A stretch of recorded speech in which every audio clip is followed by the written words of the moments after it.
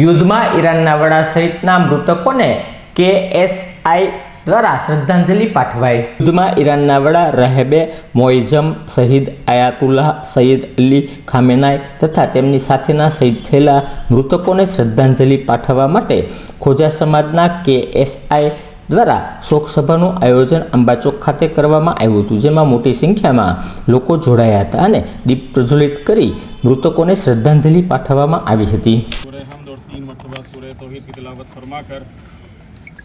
Khamenei साहब और उनके साथ जो भी अफराद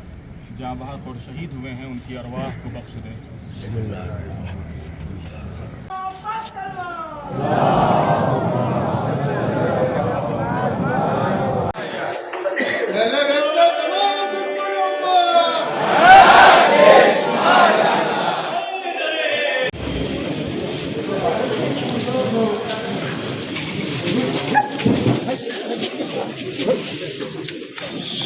जिस जिल्लत की जिंदगी जी रही है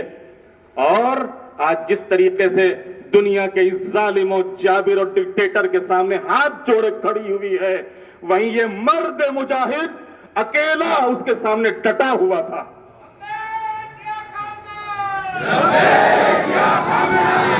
और ये बता रहा था कि देखो हमारा रास्ता इमाम हुसैन वाला रास्ता है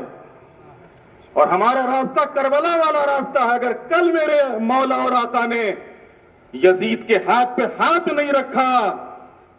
और अपना सर दे दिया तो हम भी उस रास्ते पर चलने वाले हैं। हम इस दौर के डिक्टेटर और जालिम हुक्मरां के हाथ के ऊपर हाथ रखने वाले नहीं हैं, बल्कि अपने मौला के रास्ते पर चल के शहादत को कबूल करने वाले हैं, शहादत को गले लगाने वाले हैं। बहुत ज्यादा वक्त आपका नहीं लेना है। मैं हकीकत में इस कि आज ये एक सवाल होता है कि खामनेई साहब के सामने इतने खतरात थे तो उन्होंने अपना मकान छोड़ा क्यों नहीं, वो कहीं छुपे क्यों नहीं, वो बंकर में गए क्यों नहीं, उन्होंने उस शहर को छोड़ के किसी दूसरे शहर में पनाह क्यों नहीं ली। लिहाजा मैं इस मकाम पर अर्ज कर देना चाहता हूँ और दुनिया को ये मैसेज और ये पैगाम देना चाहता हूँ कि वो दुनिया के नेता और दुनिया के हुक्मरां होते हैं कि जो अवाम को खतरों में छोड़ के पनाह गाहों में चले जाते हैं, लेकिन ये अली वाले होते हैं कि जो मैदान में जमे रहते हैं और ना अपना शहर छोड़ते हैं ना अपना घर छोड़ते हैं। हाथ के ऊपर हाथ रखने वाले नहीं हैं,